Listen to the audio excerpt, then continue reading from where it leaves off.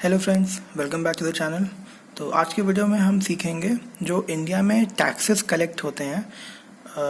बहुत सारे टाइप के टैक्सेस होते हैं और हमारी कंट्री में जो कोई भी रहता है, एवरी पर्सन गिव्स टैक्स। चाहे वो एक इंडिविजुअल हो या वो एक कंपनी हो, ऑर्गेनाइजेशन हो, हर कोई किसी ना किसी तरह से टैक्स पे करता ही है।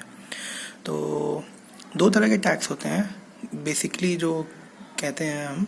एक होता है डायरेक्ट टैक्स और एक होता है इनडायरेक्ट टैक्स।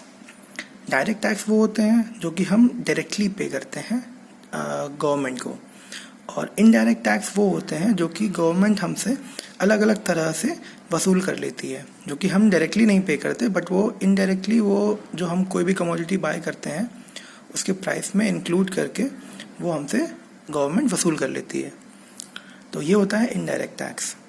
तो और ये हैं भी काफ़ी, इनडायरेक्ट टैक्स काफ़ी हैं, और डायरेक्ट टैक्स भी 4 तरह के होते हैं। तो इनको मेमोराइज़ करना ज़रूरी है। तो उसके लिए ये ट्रिक है आज की हमारी। तो स्टार्ट करते हैं आज की ट्रिक। तो देखिए, डायरेक्ट टैक्स जो होते हैं वो तो सिर्फ 4 तरह के होते हैं। आपकी जो वेल्थ होती है उस पर आपको टैक्स पे करना होता है। देन जो आपकी क्या कहते हैं प्रॉपर्टी होती है उस पर आपको टैक्स पे करना होता है। देन जो आपकी इनकम होती है, इनकम टैक्स, इनकम पे टैक्स भरना होता है। देन अगर कोई आपको गिफ्ट देता है तो उस पर भी आपको टैक्स पे करना होता है।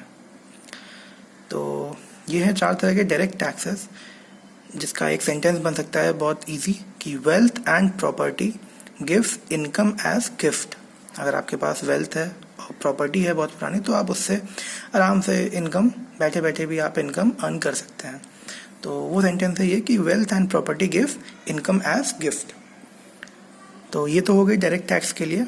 अब हम आते हैं इनडायरेक्ट टैक्स पे। तो इनडायरेक्ट टैक्स जो होते हैं हमारे, वो ये सारे हैं: excise duty, custom duty, service tax, motor vehicle tax, electricity tax, entertainment tax, sales tax, passenger tax. तो इनके हम कुछ न्यूमोनिक्स बना के इनकी हम एक सिंपल सी ट्रिक बना लेते हैं। तो एक्साइज ड्यूटी के लिए हम ई और एक्स ले लेते हैं। फिर कस्टम्स ड्यूटी के लिए हम सी और यू ले लेते हैं। देन सर्विस टैक्स के लिए हम एस और ई ले लेते हैं। देन मोटर व्हीकल टैक्स के लिए हम एम, इलेक्ट्रिसिटी के लिए ई, देन एंटरटेनमेंट के लिए ई, देन सेल्स के लिए एस, एंड पैसेंजर के लिए पी। तो ये तो हो गए हमारे न्यूमोनिक्स, और इससे हम एक सेंटेंस बना सकते हैं। एक्सक्यूज़, जैसे आप ये देख रहे होंगे, ये 3 वर्ड्स मिलके एक्सक्यूज़ बन रहा है।